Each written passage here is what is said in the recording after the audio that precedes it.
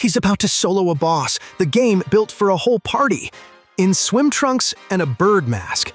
Watch this.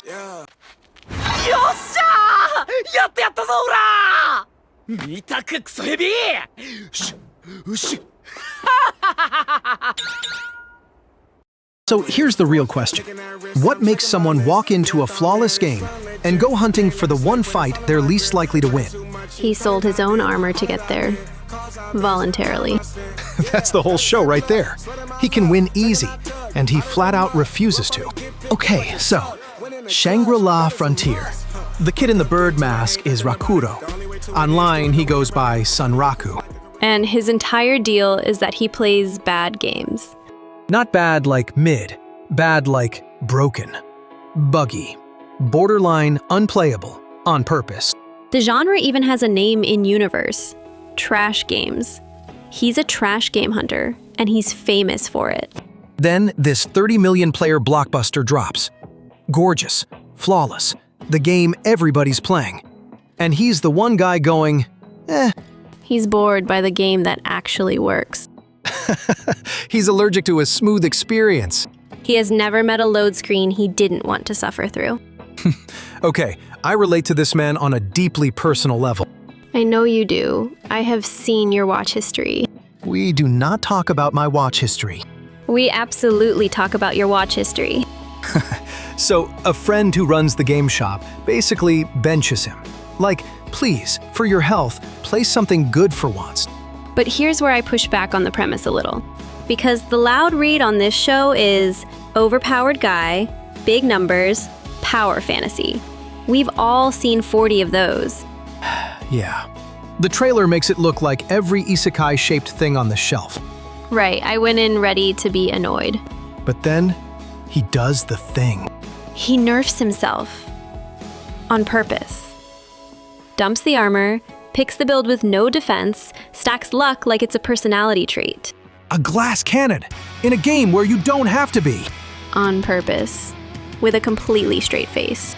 And that's the inversion. Most power fantasies hand you the power. This one's about a guy refusing the easy version of it. Alex, you walked in to dunk on this. I walked in to dunk on it. I stayed for the thesis. It happens. So that's the posture.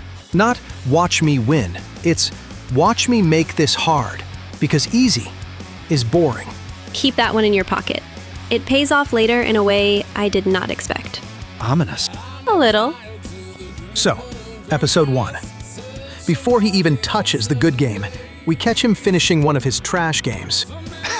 He's screaming at the final boss, trash-talking the AI heroine the whole genre apparently hates. He's having the time of his life. It's a little unsettling. And it tells you everything. This is a guy who loves the grind more than the trophy. Then he rolls into Shangri-La and immediately commits a crime against character creation. Watch what he actually equips. 初期装備をキャラメイク時に売ることが可能なのだ。しかも結構な金になる。顔を隠せるのはこの覆面だけか。さすがにメジャーなゲームで素顔を晒して半裸プレイはなかなか辛いもん。Bird mask, swim trunks, 2 daggers, luck cranked to the ceiling. He looks insane. He looks like a guy you'd report to a moderator. And he chose it knowing the early game would punish him for every bit of it. And it does. Immediately. First thing he notices, the game's just real. Nothing janks out. Everything works. Which, for him, is almost a problem. He's never played anything that didn't fight back with bugs. So he goes looking for a wall. Finds a snake boss meant for a full party. Solos it. Poisoned the whole time. 1 HP. Ticking down. That's the win you opened on. And he's taunting it the entire way down. Barely lives. Loves it. That's the loop. Find a wall, hit it until it breaks. Grin the whole time. Then, okay, this is the one. He hears about Lycagon. One of 7 unique monsters. Out of 30 million players, nobody has ever beaten a single one. Wait, 30 million people and 0? 0. Ever. That's the wall he picks. So obviously, he goes and finds it. At night. Alone. Watch what the sound drops out to, right before it moves.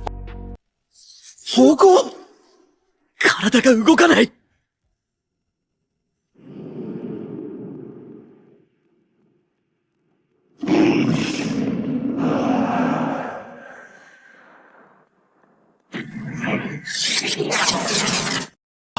It just deletes him.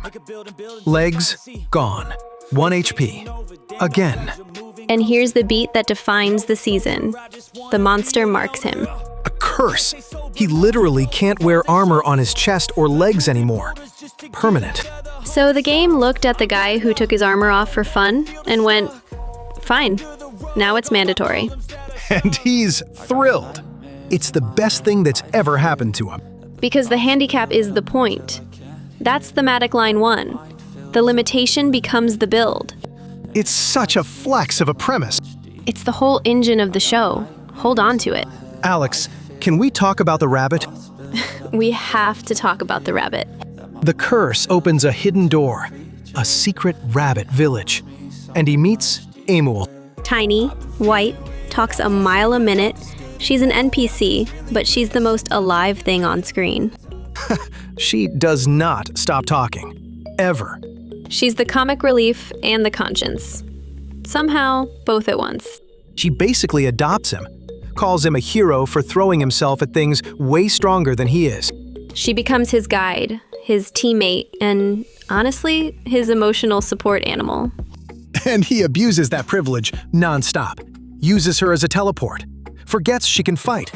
There's a boss fight where he's falling to his death, and she warps him mid-air onto the boss's head. He headbutts it to death by accident. Dumbest, best kill in the season. And he's annoyed at himself for needing her. That's the tension with Emil. He wants to solo, she keeps saving him. But she's the heart. Every time it gets 2 numbers go up, Emil yanks it back to feeling. There's also a quiet, real-world thread running under all this. A classmate of his. In the game, an elite player. In real life, a total stranger to him. She can solo a raid boss. She cannot say good morning to the guy. Painfully real. It stays in the background this season, but it's there, simmering. And honestly, working up the nerve to just say hi might be her hardest road in the whole game. Different game, same problem. The season quietly rhymes her arc with his. Which brings us to the city, and the season's best character. Pencil God. A photo of Sunraku and his weird rabbit goes viral in-game. Suddenly, everyone wants a piece of him. An assassin clan. A creepy animal collector. And one player killer who's been hunting him specifically. Arthur Pencilgone. And the show stops cold to tell you exactly who she is. Watch how they frame her.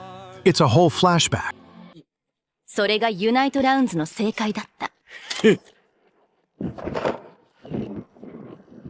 そんな実質全員敵とも言えるアウトレイジがはびこる中暴れに暴れ回りあらゆる手練手管を駆使し王国の掌握を達成した Different trash game. Total, lawless hellscape. She clawed to the top of it and ruled. They called her the dystopian empress. Final boss of a game that didn't have one. And Sunraku is the player who took her down. Way back. So they've got history. Their version of friendship is trying to kill each other across 3 different games. She's introduced as a threat and instantly becomes the most fun person in the cast. That's a flex. And that whole city becomes a 4-way pileup. Assassins, a player killer, and one animal-obsessed girl. Animalia. She's the one who covets his rabbit so hard she basically detonates the fight. Her recklessness buys him the opening to escape. Chaos as a strategy he didn't plan. Okay, training arc. He goes back to the rabbits to get stronger. And the show makes its cleanest argument here. They throw him at a mage he physically cannot damage. His hits do nothing. 0. The thing's invincible to him. So how do you beat something you literally can't touch? You stop trying to touch it. So watch what he does instead of leveling up.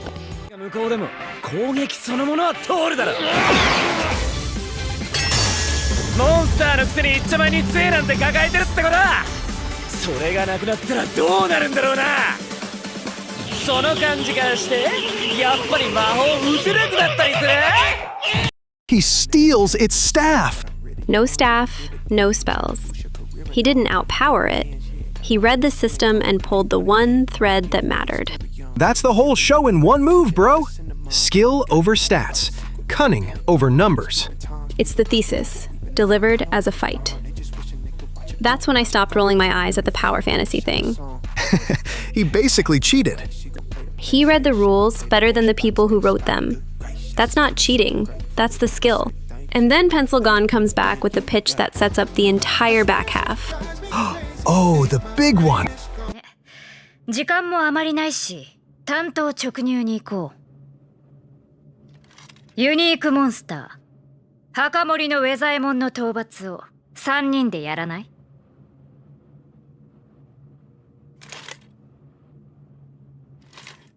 3 of them. 1 Colossus, the exact kind a 15-person elite clan already failed to beat. And the reason it's 3 and not 15 is wild. More players makes this boss harder, not easier, which is such a sick design idea. It flips every raid instinct you have. You cannot brute force it with numbers. So the back half turns into a heist movie. Assemble the crew, prep the gear, study the target. It's Sunraku, Pencilgon, and his old trash game buddy Katso, the pro who actually plays by the book. Katso's the straight man. Does everything correctly, by the manual.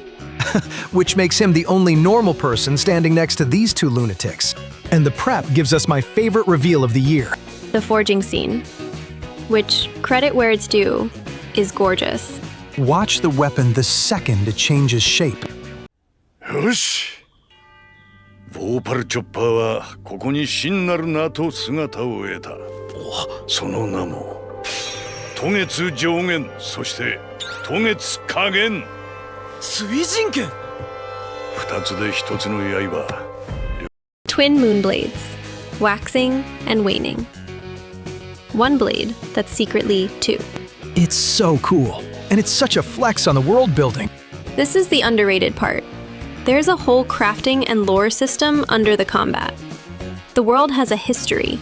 It's the kind of deep lore you could happily lose an entire year to. Don't. I didn't even say the thing. You were thinking the thing. You're always thinking the thing. Catch is, the blades need level 50. He's nowhere close. Of course. So he's got the perfect weapon and can't even use it yet. Peak Sunraku. That's the most him thing in the show. And then, right before the raid, the show does the thing I didn't think it had in it. The Spider Lily Field. ユニーク抜きにしても、私はこのエリアが好きなんだよね。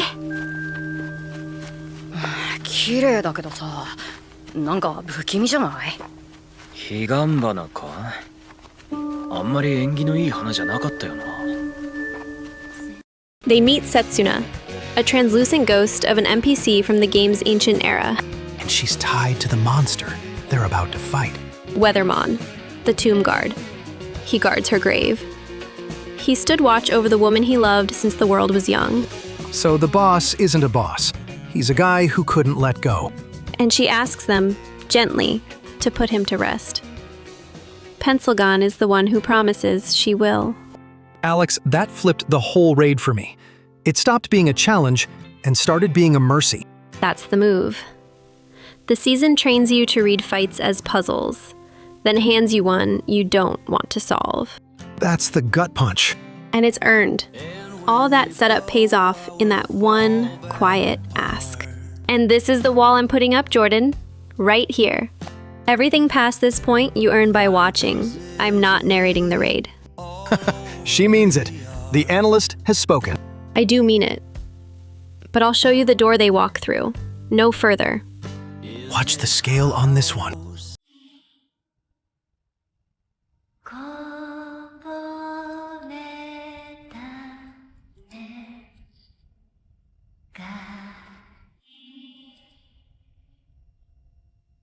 Areka.